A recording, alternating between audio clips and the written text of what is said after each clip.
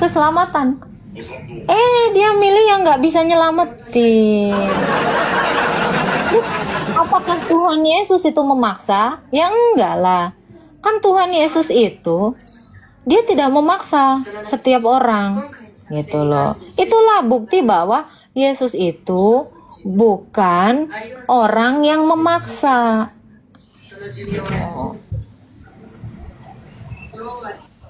Halo. Halo. Ya, silakan Bang. Ada yang mau ditanya? Jangan lupa tap-tap ya teman-teman ya. Makhluk-makhluk goib di bawah, iblis-iblis sepertinya sudah berkeliaran dan ngamuk. Ya, ini kan orang bertanya, gue menjawab gitu ya. Ini kan forum yang saya buka, kalian bertanya tentang iman saya menjawab. Bukan malah nyeyel nggak berotak gitu loh ya. Yang di bawah jangan ini ya, tolong toleransinya dijaga ya teman-teman ya. Ini kan iman saya gitu ya. Sabar ya Bang Anwar ya. Ini kan iman saya ya. Ini adalah penjelasan tentang iman saya. Jadi Anda itu kalau misalnya nggak suka, keluar aja dari sini. Oke? Silakan Bang Anwar. Gini, saya mau bertanya dengan penghapusan dosa gitu untuk buat umat Kristen. Silakan. Kita masih ke jalur yang tadi, penghapusan dosa. Oke. Untuk umat Kristen, penghapusan dosa itu yang mestinya gimana gitu? Dengan kurban. Dengan kurban. Jadi dari zamannya Adam sampai kepada kami, semua dosa itu hanya dihapuskan dengan cara berkurban atau dengan penumpahan darah. Ayatnya ada di dalam Alkitab ya, sebab semua dosa dihapus melalui penumpahan darah. Itu Bang. Nih saya tunjukkan dulu ayatnya ya. Hampir seluruh hukum Taurat menghapus dosa dengan penumpahan darah. Ayatnya itu bentar ya. Abang bisa baca di Ibrani 9 ayat 22 ya Bang ya. Nih Bang. Dan hampir segala sesuatu disucikan menurut hukum Taurat dengan darah, dan tanpa penumpahan darah tidak ada pengampunan. Nih Bang. Itu dalilnya Bang. Ibrani 9 ayat 22 Bang. Salam semuanya yang baru bergabung, jangan lupa tap-tap sama nge-give ya biar tegang 70 tahun ya. Halo Bang Anwar, silakan. Halo. Coba dijabarin dulu.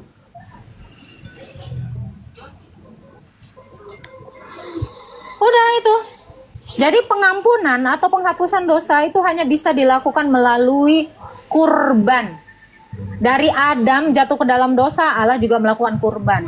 Keturunan Adam dan Hawa sampai kepada Abraham, Musa, Daud, sampai kepada Yesus, dan sampai ke Kristen hingga saat ini. Kami itu bisa diampuni dosanya melalui kurban. Kurban kan banyak. Kurban apa ini? Kurban ayam.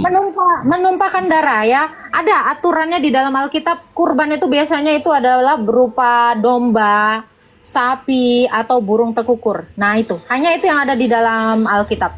Ya, di dalam kitab Tauratnya Musa.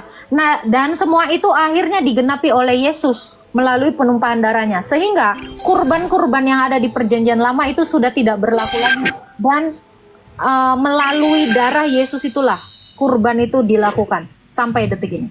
Wah, nggak masuk akal itu. Nggak apa-apa, ini kan hukum Taurat Musa. Kurang detail itu, nggak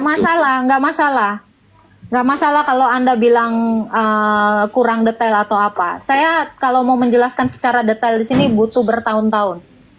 Gitu. Ada lagi yang mau ditanyakan, Bang? Ya tetap itu tentang cara penghapusan dosa buat Kristen nih, gimana? Ya, seperti itu, dengan menumpahkan darah, dengan cara berkurban, itulah penghapusan dosa dari zaman Adam sampai kepada kami. Berarti ini kalau menurut hukum Taurat. Halo, berarti kalau setiap kali berbuat dosa harus berkorban selalu gitu? Betul Bang, makanya kami lakukan itu dalam bentuk ekaristi atau sakramen perjamuan kudus. Enak dong berbuat dosa, kurban terus. Oke, Anda mau nanya apa lagi? Tentang penghapusan dosa tadi. Ada lagi yang mau ditanya? Mau Cuman seperti itu apa lagi yang Anda pertanyakan? Berarti kalau makin banyak berbuat dosa berulang kali tetap ada Oke, sama seperti seorang anak bikin salah terhadap orang tuanya. Apakah Anda mau menjadi anak yang tidak tahu diri? Ya itu pilihan. Demikian orang Kristen. Kalau dia sudah tahu diampuni dosanya, apakah dia mau menjadi anak yang tidak tahu diri? Kami orang Kristen bukan anak-anak yang tidak punya otak dan tidak punya hati. Yang kalau sudah dosa kami diampuni, kami berbuat seenak-enaknya. Nah, kalau pikiran Anda mungkin yang seperti itu. Anda salah Ada lagi menilai. yang mau ditanya, Bang? Anda salah menilai. Bukan kita bukan cerita anak-anak. Oke, ya apa-apa. Abang nanya aja tentang iman kami. Kami ini orang Kristen adalah orang-orang yang tahu diri, saya bilang. Ketika kami sudah bersalah, dosa kami sudah diampuni melalui kurban yang dilakukan Yesus, kami berusaha untuk lebih baik. Inilah yang dinamakan pembaharuan iman. Ya, oleh Yesus kami diperbaharui dan dimampukan untuk kembali kepada kodrat kami yang semula adalah tidak berbuat dosa. Jadi, ketika kami tahu cara berterima kasih terhadap Tuhan kami akan berusaha untuk tidak berdosa. Oke, sekian Bang Anwar. Anda kan tidak tahu lagi mau bertanya apa, tapi malah bernarasi kan, wah enak sekali. Anda kayak anak kecil ya. Ya, jadi kalau Anda merasa iri, enak sekali orang Kristen, masuk Kristen Bang. Wah, Anda sudah tahu sebegitu bersyukurnya kami dikasihi Tuhan Yesus, karena Allah kami Maha Pengasih ya. Tidak seperti ilah-ilah lain yang tidak pernah mengasihi dan tidak pernah menunjukkan kasihnya.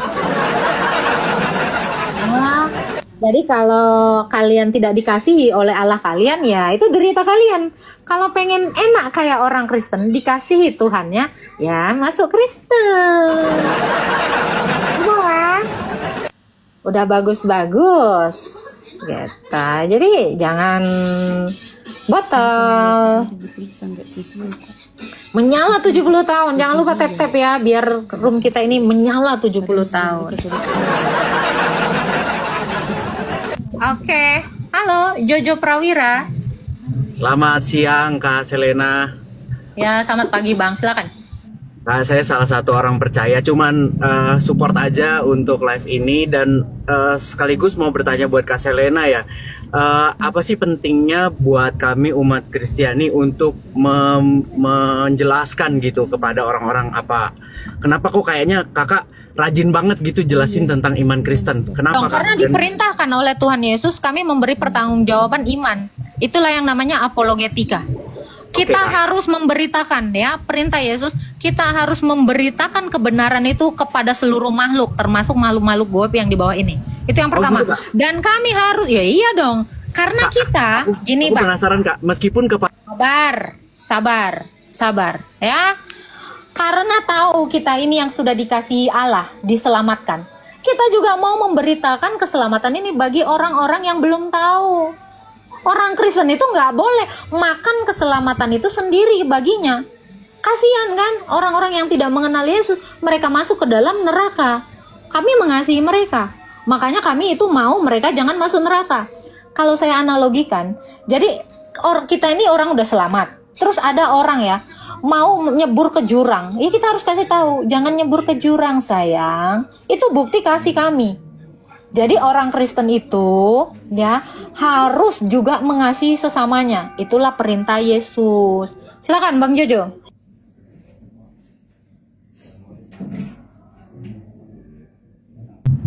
Sorry Kak, suaraku kedengeran ya? Soalnya ada beberapa yang mau dikasih tahu, ada yang bebal nggak mau dikasih tahu. Masa sih tugas kita untuk nggak apa-apa. Gimana Kak? Bang, gini ya Bang ya. Mau mereka percaya atau tidak, itu hak mereka. Yang penting adalah bagian kita memberitahukan mereka. Ini orang udah mau nyebur jurang. Ada, nggak mau, gue mau masuk jurang. Ya nggak apa-apa, silakan, nggak masalah. Nah, jadi kenapa saya suka seperti ini? Ya karena kami mengasihi. Saya harus membuktikan kasih saya kepada Tuhan dengan cara mengasihi sesama saya, gitu ya. Jangan jadi orang Kristen tapi tidak mengasihi sesama, karena percuma. Kalau kita mengaku mengasihi Tuhan, tapi kita tidak mengasihi orang lain, ya itu bohong.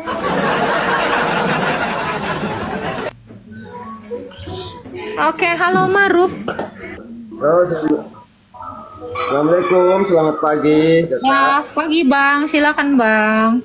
Ya, ya, cuman saya mau bertanya ini, Yesus kan Tuhan ya, Bunda ya, Mbak ya.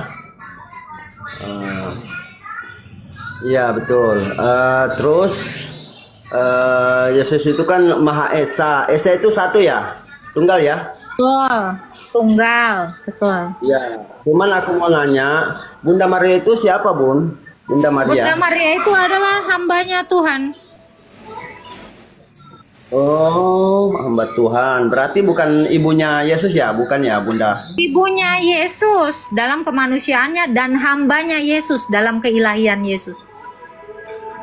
Jadi Bunda Maria ini adalah hamba pada keilahiannya dan ibu pada kemanusiaannya. Oh, berarti bukan bundanya Yesus. Gitu. Bukan ibunya Yesus. Dengar sekali lagi nih yang ketiga kali ya. Bunda Maria itu adalah ibu dari kemanusiaan Yesus dan hamba bagi keilahian Yesus. Jadi Bunda Maria ini adalah hamba dan ibunya Yesus. Ada lagi Bang yang mau Berarti ditanya Yesus Bang? dilahirkan juga ya, Bunda ya. Berarti Yesus juga Ya dilahirkan jangan ya sama ditanya Bunda balik kan Maria ya. udah dibilang ibunya. Berarti yang melahirkan ya Bunda Maria kemanusiaannya. Ah kau pun lama. Ini kan saya anak dari Bu Markona. Oh berarti Markona melahirkan saya ya? Gak usah dijelasin. Kalau udah dibilang Markona adalah ibu saya, oh apakah Markona melahirkan si Selena? Aduh Tuhan. Kayak rada-rada ya, memang ya. Please deh. Ya kalian tuh bisa gak sih nangkep kayak gini? Sesimpel ini loh. Saya udah simpel banget. Yesus itu adalah Allah, Bunda Maria dalam keilahiannya dan ibu dalam kemanusiaannya. Masih nggak paham juga simpel-simpel begini ya.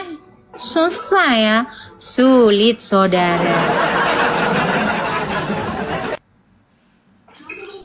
Oke, halo J. Ada yang mau ditanya? Aries? Halo? Ada yang mau ditanya, J? Kepencet, Kak. Halo Agatha. Ya, Islam Kristen. Masih kenal nggak? Saya Kristen. Saya nggak kenal orang. Johannes. Nggak tahu siapa. Ada yang mau ditanya, Pak? Sama Emmy. Pasti inget? Kalau nggak inget, oke lah nggak apa-apa.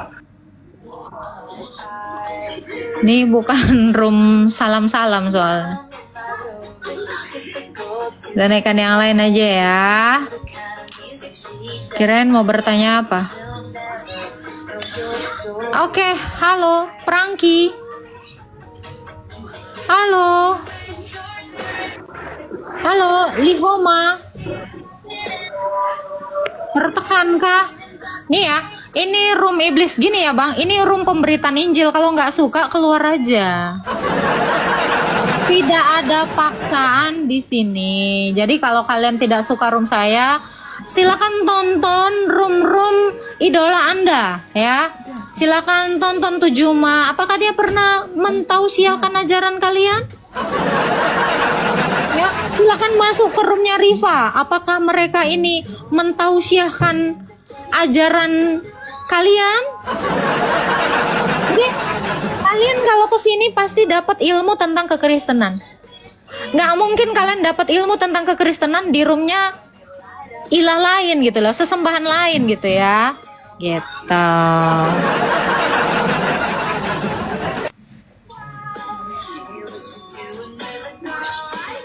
Gitu loh.